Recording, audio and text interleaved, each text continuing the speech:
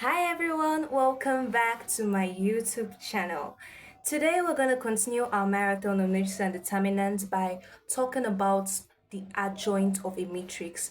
This is very important because we need to know how to find the adjoint of a matrix before we can find the inverse of a matrix. Walk with me, guys. The adjoint of a square matrix is simply the transpose of the cofactor matrix. Before we continue, I want us to note that the determinants, the adjoint, and the inverse of a matrix, you can only find them for square matrices. So if they give you something like a 2 by 3 matrix and they say find the determinant or find the adjoint or find the inverse, it's not possible to find those things for a non-square matrix. So let's start off by finding the adjoint of a 2 by 2 matrix. Say we are asked to find the adjoint of this matrix here. So first of all, by definition of adjoint, they said it is the transpose of the cofactor matrix. So let me explain the cofactor matrix. Now the cofactor matrix is usually denoted by C, and the entries for the cofactor matrix are C11, C12, C21, and C22. Now the meaning of these entries, this 1 remember matrix is row by column, so this 1 means first row first column, 1 2 means first row second column, and so on. So to find these entries in this cofactor matrix, let's start with our cofactor matrix. To find these entries, the entries are for C11, that's first row, first column. You simply close the first row and your first column. This is our first row. This is our first column. Sorry, this is our first row. This is our first column. So close first row, close first column. What is left? 4. That means our C11 is simply 4. Then for C12, C12 means what? First row, second column. So we are going to close our first row and second column. We'll close first row, we'll close second column. What is left there? 1. So that means our C12 is simply 1. Then for C21, second row, first column. So this is our second row. This is our second row. This is our first column. When we close them, we're left with what? 3. So that means our C21 is 3. Then our C22, second row, second column. What is left? 2. So our C22 is 2. But mind you, when writing the cofactor matrix, you have to be consider signs. You'll be considering plus and minus. So after writing out the values like this, you are going to assign their signs. The signs are going to be alternating like a shaker piece. For example, you start with positive. So this first one will be carrying positive, then the next will carry negative. Then in the next row, it's going to be the opposite. Instead of plus, it's now be minus here. Then for this one, it's now be plus here. So this is simply our cofactor matrix. So that means our adjoint here, our adjoint of A, remember, our adjoint is our transpose of the cofactor matrix. So our adjoint of A will simply be C transpose. And if we transpose it, transposing means alternating the rows and column. Remember the row, this first row was usually was 4 minus 1. It will now turn to first column instead of first row. So it will be 4 minus 1. Then this second row, instead of second row becomes second column. It will be minus 3 and 2. So that is how to find the inverse of a 2, if I say the inverse, the adjoint of a 2 by 2 matrix. Alright, so let's move over to how to find the adjoint of a 3 by 3 matrix. So just like the 2 by 2 matrix, the adjoint is the transpose of the cofactor matrix. But in this case, there's 3 by 3. Our cofactor matrix will now be C11, C12, C13, C21, C22, C23, C31, C32, C33. Alright, so let's find our entries for our cofactor matrix. So first of all, let's start with the C11. Now the difference between the 2 by 2 matrix and the 3 by 3 matrix is that Gary. Alright, so let's move over to how to find the adjoint of a 3 by 3 matrix like this. Just like 2 by 2 matrix, the adjoint is still the transpose of the cofactor matrix. But in this case, our cofactor matrix is C11, C12, C13, C21, C22, C23, C31, C32, C33. Then our signs, remember, our signs start with positive. It will be plus, minus, plus. Then remember, it's alternating like a checker space. That means in this second row, it will not start with minus. This one will be minus, plus, minus. Then in this last row will be plus, minus, plus. Alright, so let's find our entries, our C11. Now, in a 3 by 3 matrix, if you close your first row and first column, you will still be left with a 2 by 2 matrix. So the way you do it to find our entries in our cofactor matrix is simply the determinant when you have closed whatever row and column you are dealing with. That means our C11, in this case, remember C11, close your first row, close your first column. This is what you are left with, 1640.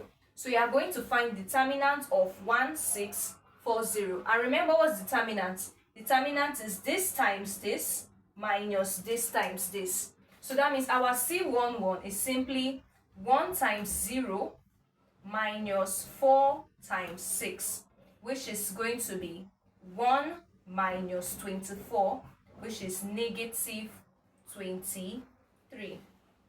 Let's keep that aside. Alright, now let's move on to the next entry. The next entry is C12. Now, C12 means close first row and second column. In the C12, what are we left with? We are left with 0, 0, 4, 5. So that means our C12 will be, it will be, this is what we're closing here. It will be 0 times 0 minus 4 times 5. That means our C12 is simply negative 20. Keep that aside. Let's keep that aside. Alright, so now time for C13. C13 means close first row and third column. First row, third column, we're left with 0s, 1, 5, 6. So our C13 determinant will be 0 times 6 minus 1 times 5.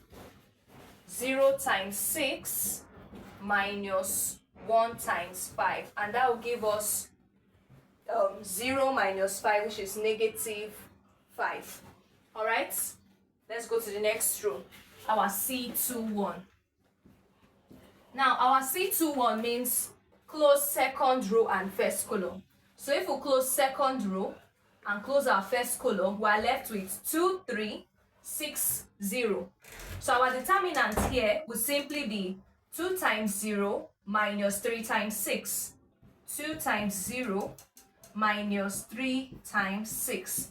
And this will give us this 0 minus 3 times 6, 18. So this is negative 18. Alright. Now our C21 means close our first row, our second row and our first. So we've done C21, C22, that's second row and second column. So we'll close our second row and we'll close our second column. That means we're left with 1, 3, 5, 0. So our C22 will simply be 1 times 0 minus 3 times 5. That means our C22 is simply negative 15. I think I made a mistake here. This should be 0 minus 24, negative 24. Alright, let's move on. Next is C23. C23 means close our second row and third column. And that will leave us with 1, 2, 5, 6. So that means our C23 is 1 times 6 minus 2 times 5. 1 times 6 minus 2 times 5. And this will give us 1 times 6, 6 minus 2 times 5, 10. That means this will give us negative 4. Now let's go over to our last row, which is C3.